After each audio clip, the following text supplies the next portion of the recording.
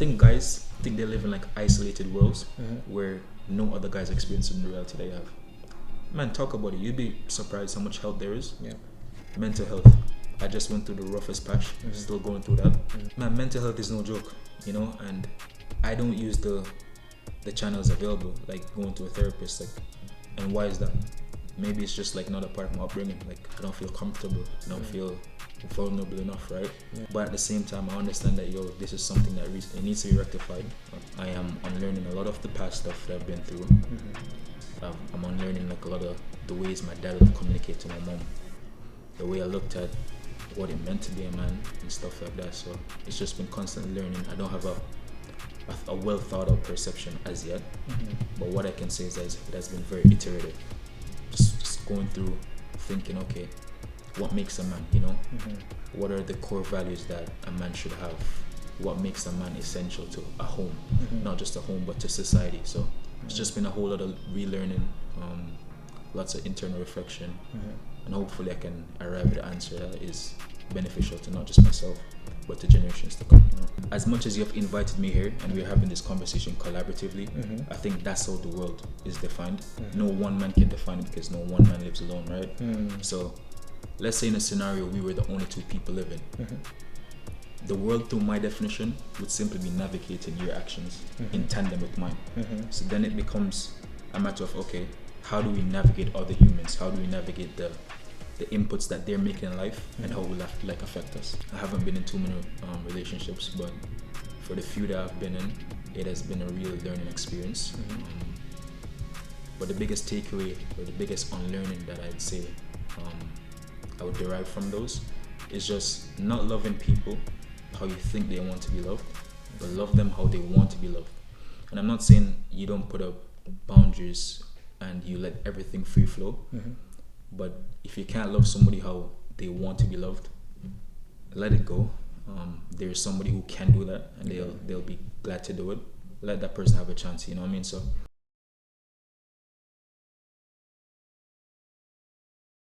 Welcome to another video on Think Twice. Today's guest is a friend of mine that I've known for quite a bit. His name is Tahjae.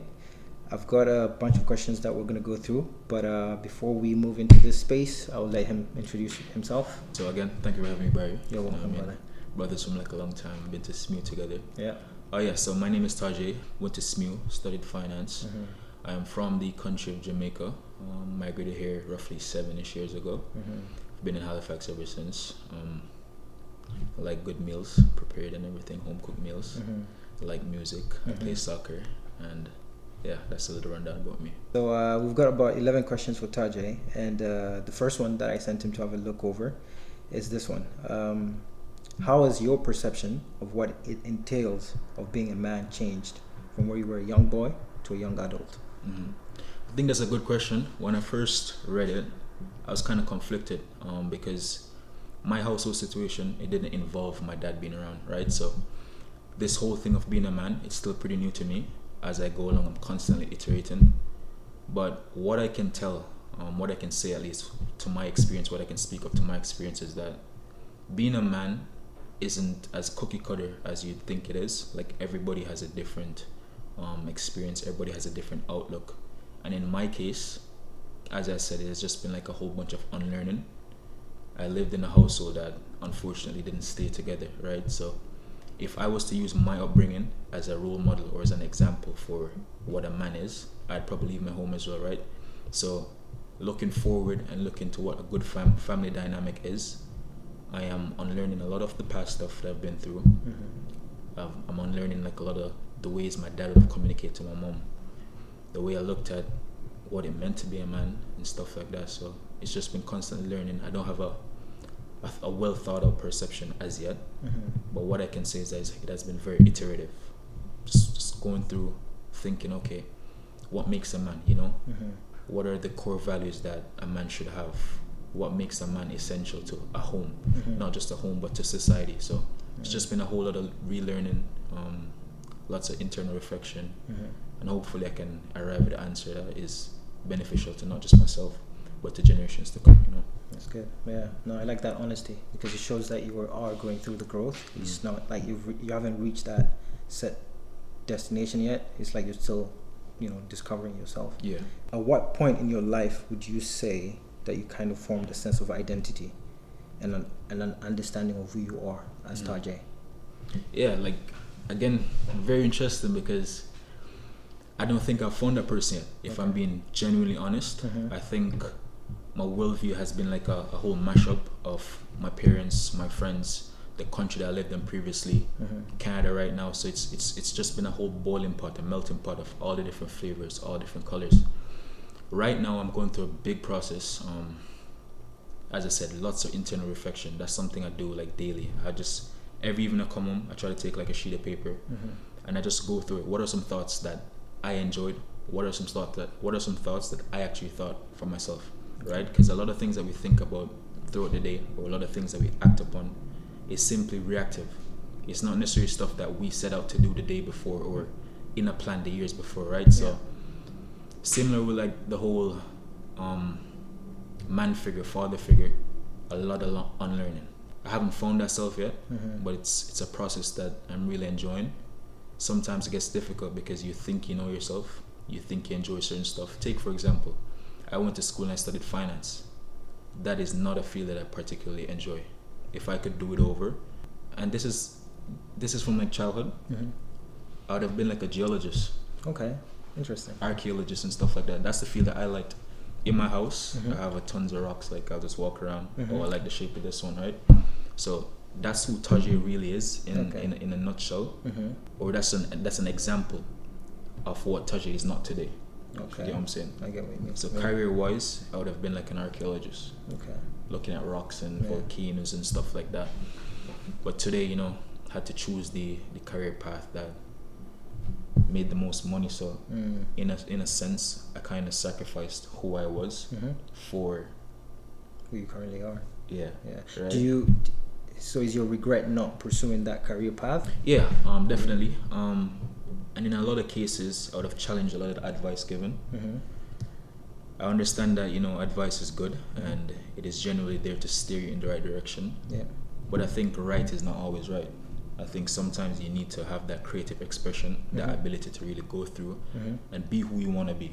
Stamp your hand on this world, make an imprint for yourself, right? So I don't necessarily regret the advice I've taken or the paths that I've gone down. But if I could do things differently, I'd definitely change it up. Okay. Definitely.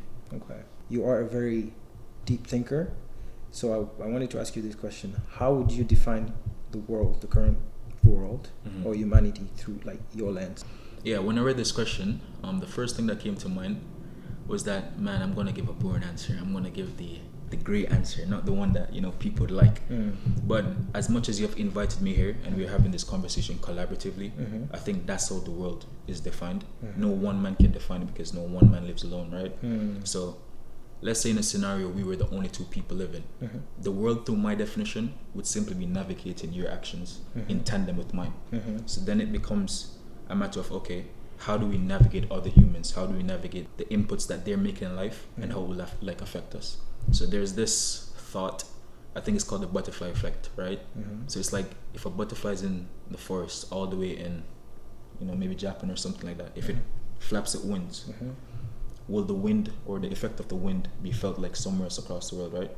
So the guys in the Middle East, or the women in the Middle East, or the people in Jamaica, or the people in Cuba, collectively, we're all making inputs in life, right? And we're all a result of those inputs. No matter how far-fetched we think we're from them, or relationally how far we're from them, each and every one of those impacts all affect us, right? So I would just say life or the world, through my eyes, is just the maneuvering of other people's decisions to get a mutually beneficial outcome.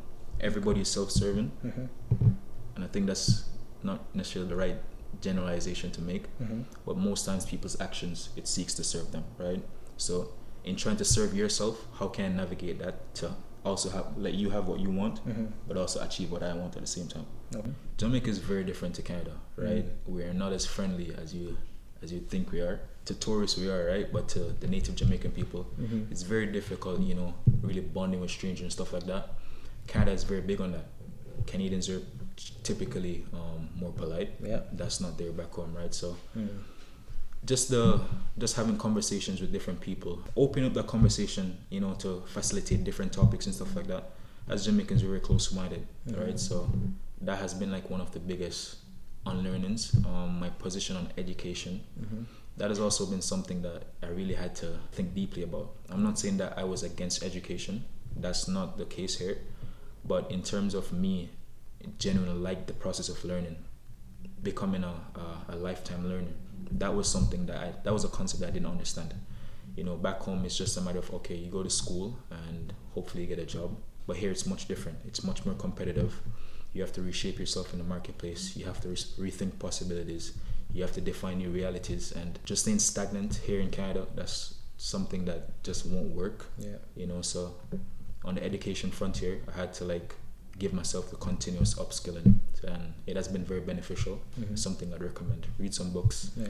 Get yourself involved and stuff like that. Relationship wise, I haven't been in too many relationships, but for the few that I've been in, it has been a real learning experience. But the biggest takeaway or the biggest unlearning that I'd say I would derive from those is just not loving people how you think they want to be loved, but love them how they want to be loved. And I'm not saying you don't put up boundaries and you let everything free flow, but if you can't love somebody how they want to be loved, let it go. There's somebody who can do that, and they'll be glad to do it. Let that person have a chance, you know what I mean? So don't waste people's time with bringing your whole baggages and and you not wanting to compromise on certain things for your own self-interest. You know what I mean? People want to be loved, but not as you think. Example, for me personally, I'm not so big on the whole touchy, lovey stuff, right? That's something my mom would always, why don't you hug me, XYZ? I'm just I'm not built like that, right? So is it a bad thing that she's doing that? No. But do I want to be loved like that? No. Is it a bad thing? No. So it's just a matter of finding those compromises. And then example now, how would I love my mom back in return? So it's like that trade-off. I know that my mom loves that stuff. It's not something that I love, right? But I go to her, I hug her, or stuff like that. That's the stuff that she would like. So it's a matter of find that compromise, seeing if you can find that balance with people and to treat them how they want to be treated. It's just like respect. Respect is not something that you can have in your mind exclusive of the other person. It has to be something how they want to be treated or governed, right? So career-wise, this is a current phase of my life that I'm really invested in. Obviously people need financial support and stuff like that. So much of our decisions is in regards to career progression and stuff like that, right? This has been a big area. One, because my parents, it's not like they come from a background of big careers or big university.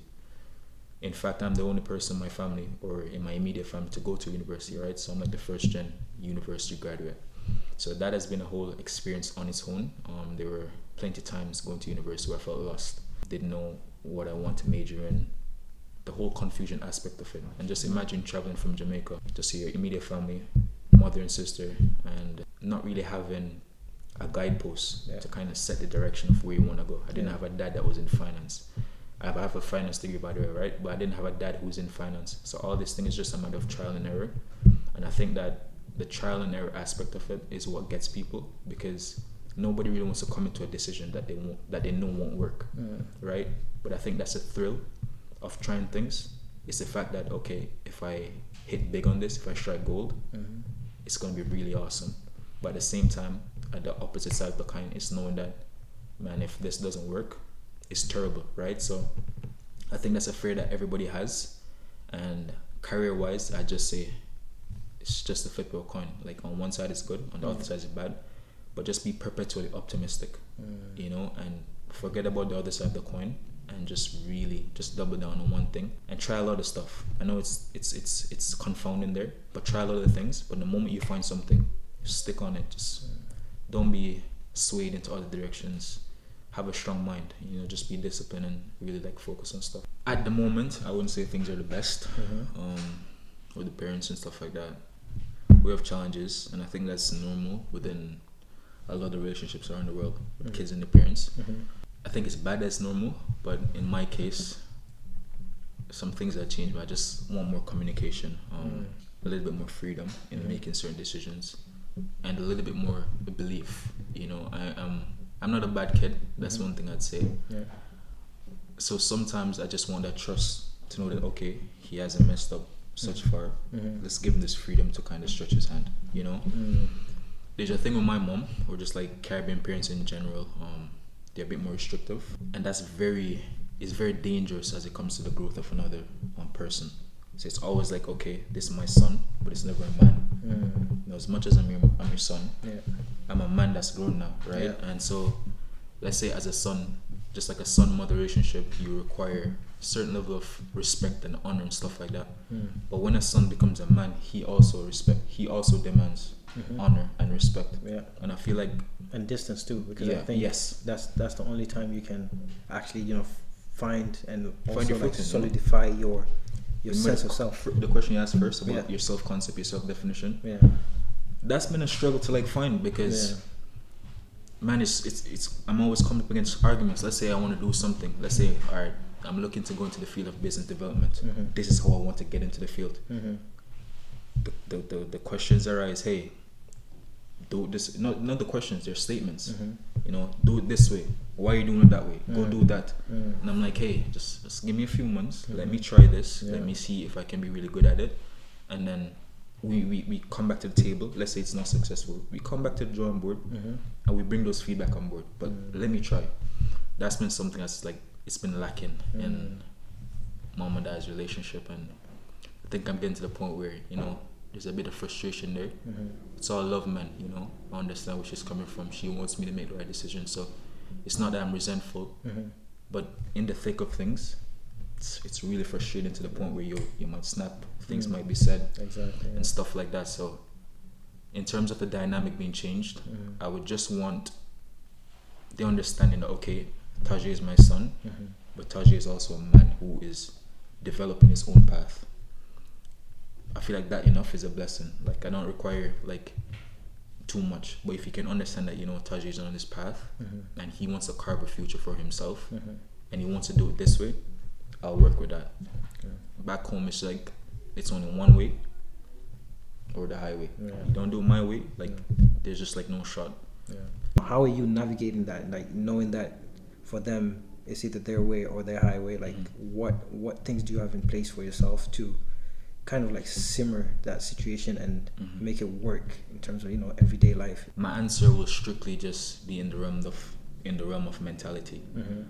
Growing up, I don't know where this came from, but I just had the idea to understand that it's the first time I'm living life. It's the first time she's having a son that is 12-year-old. It's the first time she's having a son that's 16-year-old. All of this is new to her. It's the first time she's having a son. You know what I mean? So I always use that as a reference point to kind of diffuse just the tension that's going on. But at the same time, it comes to a point where I'm like, okay, mom, you need to understand that, hey, you don't have it all figured out either. Let's figure it out together. Let it be collaborative. But the idea that's dictatorship type stuff, I don't appreciate it. But at the same time, it's the first time she's having a son that's 25 and that will want to leave the house. I'm not 25, by the way, but just an example.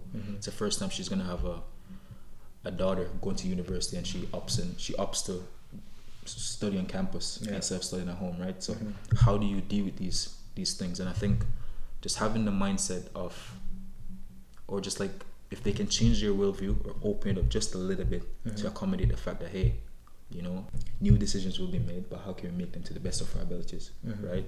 I think that would be game changer. Because let's say my mom, when she was growing up, let's say she wasn't able to openly have a significant other until she was 20 or something like that.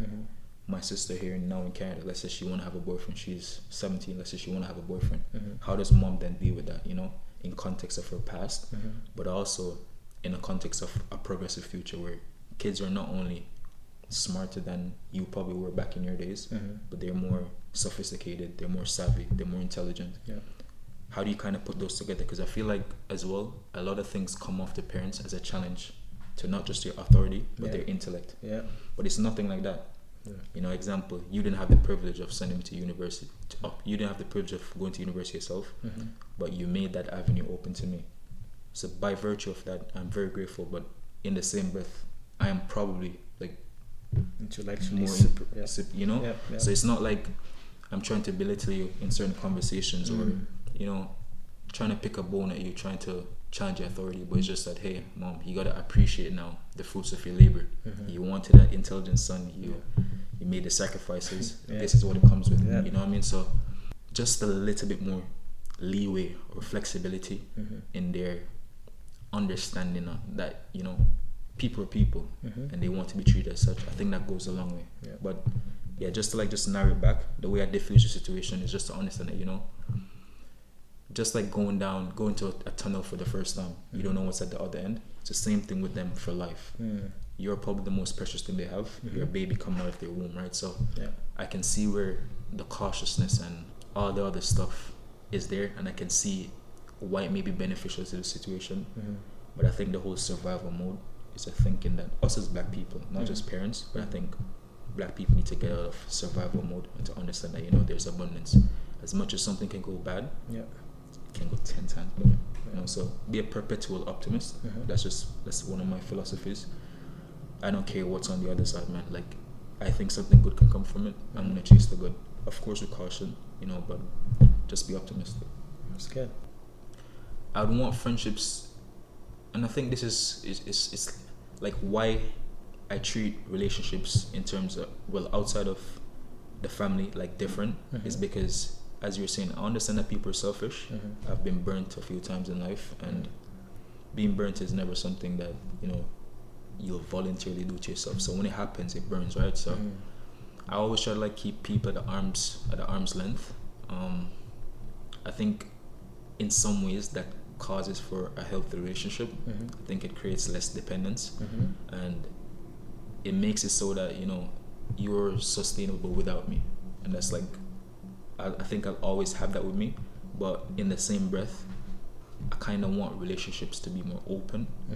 You know, people need to feel vulnerable, but I mean, if I'm keeping it at arm's length, how are you going to feel vulnerable around me, right? So it's kind of like, it's like, which comes first, the chicken or the egg? Like, which one do you really want? So I'm still working on that.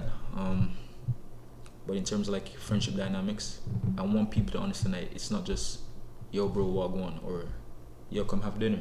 You know, I wish more friendships were like that. Yo, let's plan something.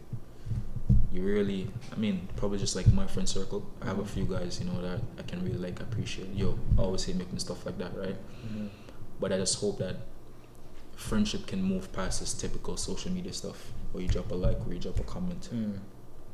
Yo, let's cook some food. Like, I feel like we can have a healthy relationship. Yo, let me come over, let's buy some ingredients. Back home we'd call it run a boat. All the man them come together. One man buy flour, one man buy chicken, one man get juice. Like, we cook and we, you know, we mingle and stuff like that. I find that that's not necessarily the case here. You know what I mean? And I'm wondering if it's like the cultural difference. Regardless, I think it's something that can be learned, and I think it'll be net beneficial to everybody involved. So I agree. Friendship wise, I'd love for people to be more open and just facilitate those safe spaces. Yo, some wrong at home, like school is stressing you, yo, you feel sick.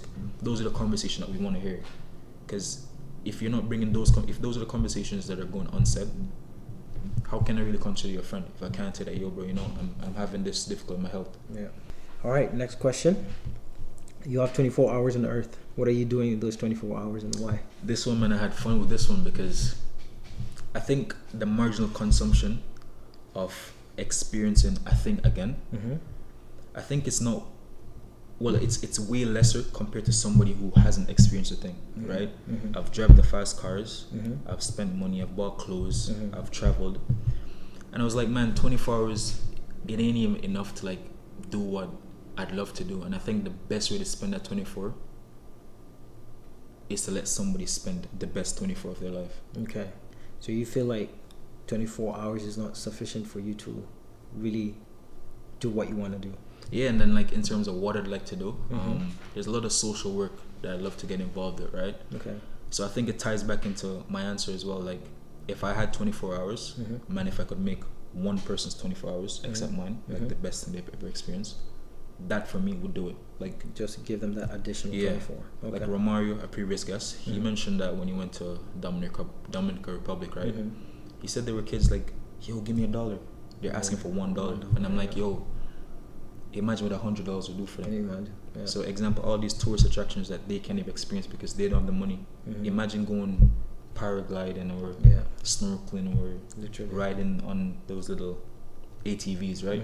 Like, how much of an impact do you think that would have? I've done that before, right? So, to me, the marginal benefit of doing it again, or eating lobster, I've done that before. Like, a lot of things I can say, yo, I've crossed off.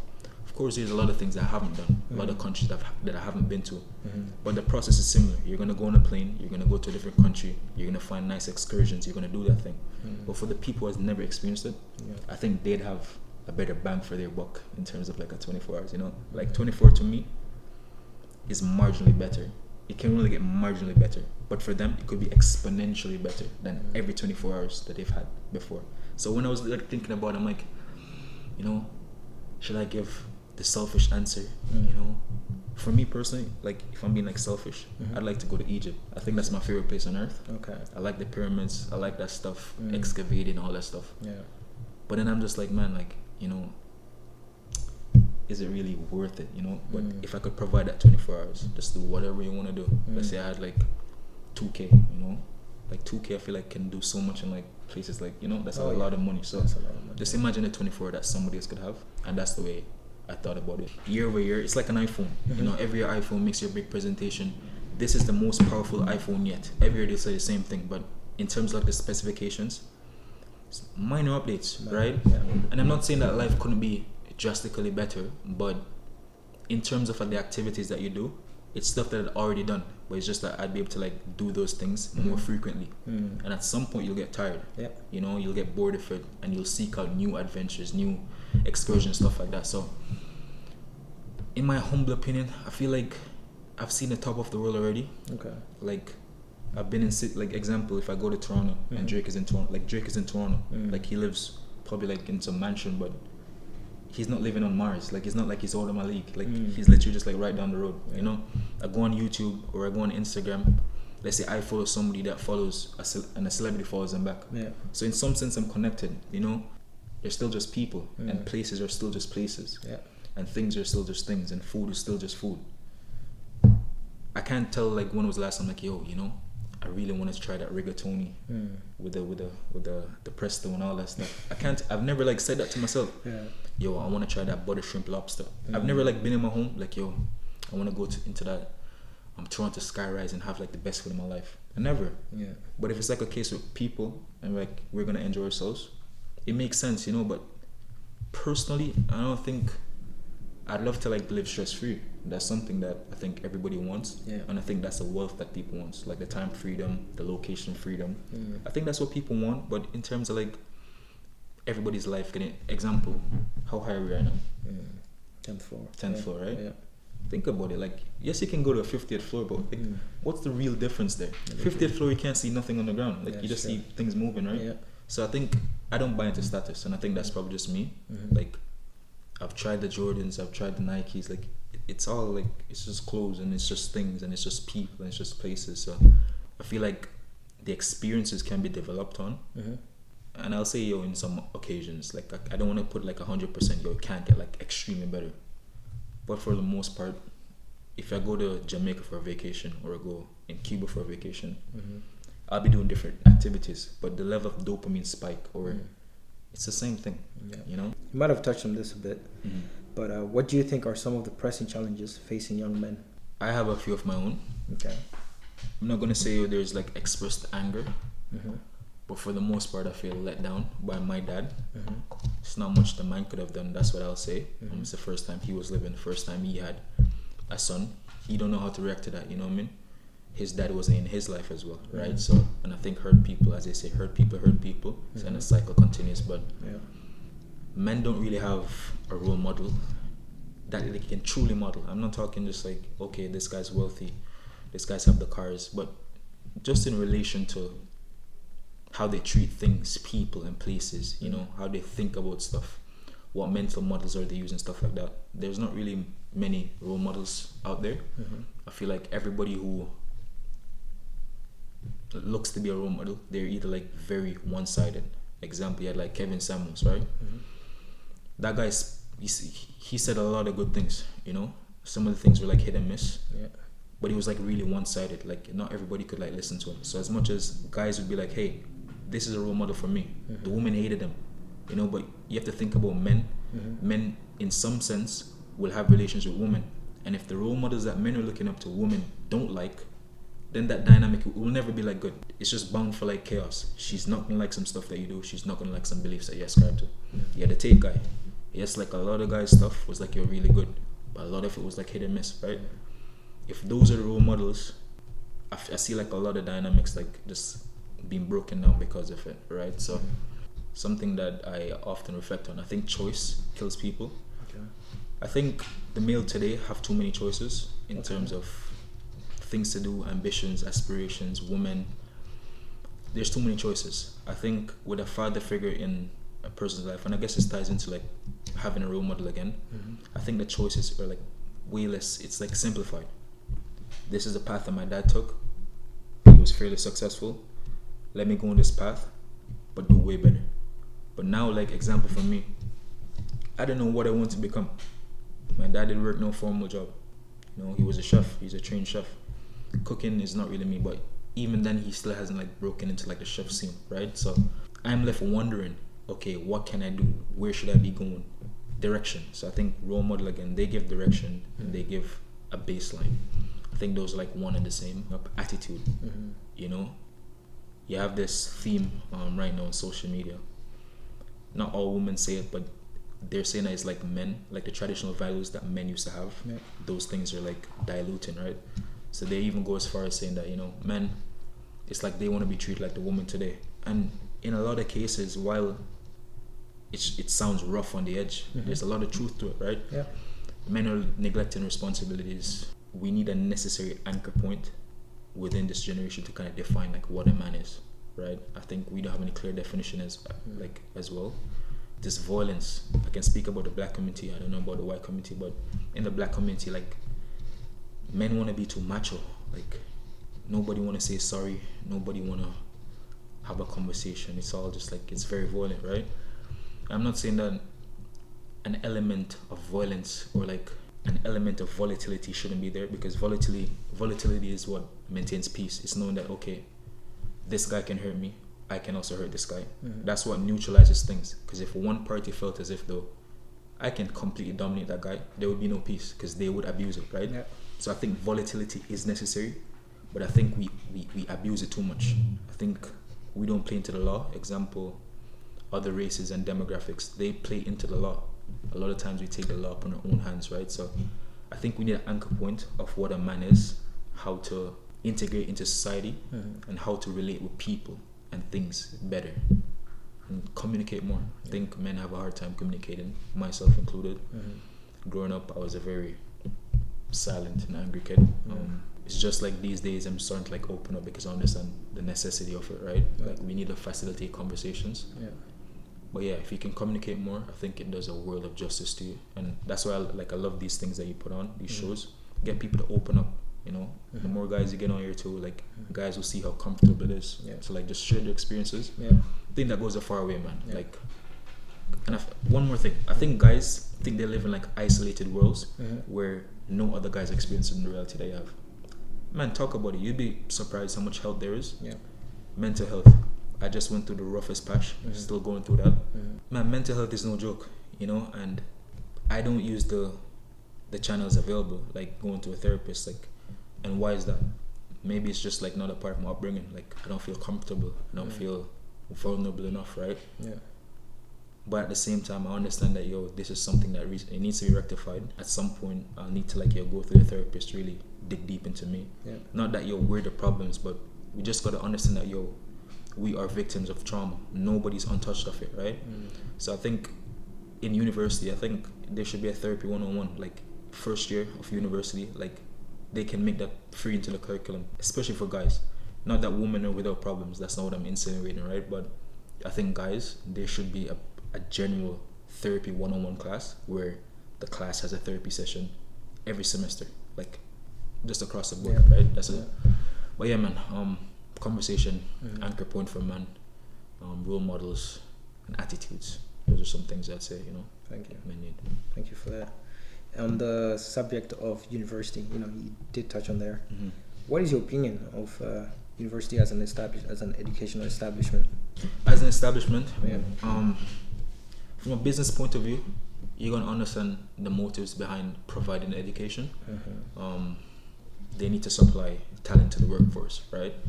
From a completely business standpoint, as a business, universities are great. From a employee benefits or like a customer benefits, because we're customers of university, right? You go there, international students, they're spending $30K. Domestic students, you're spending around $8,000, right? Yeah. So we're customers. We're spending a lot of money for the product, which is the status, the piece of paper at the end. We're spending a lot of money for it. And I would like to ensure, or I'd like to think that we're getting maximal benefit for what we're putting in.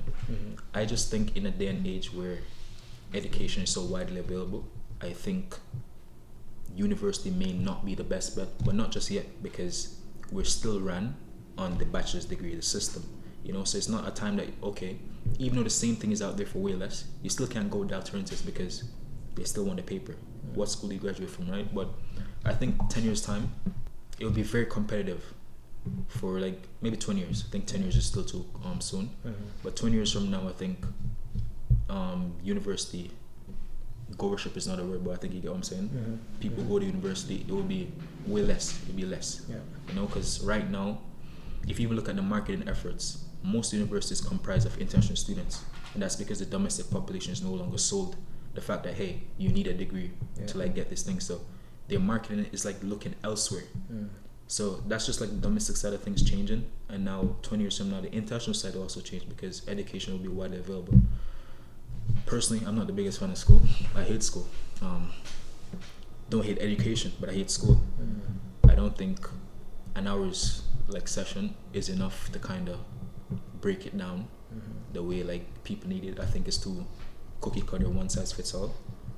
I learn so differently, but if I learn something, I'll never forget it. That's just like with me. But I'm not like, I don't have one notebook from university. I did finance, and I don't have one notebook from university with any notes in it. Not one. Crazy, So how I learn, people usually see me in the library, you're not going to class, bro. I just don't learn like that. I'm the type of guy, I'll go back and I'll do the digging. But in class, you don't have an hour, like you can't use the hour to dig.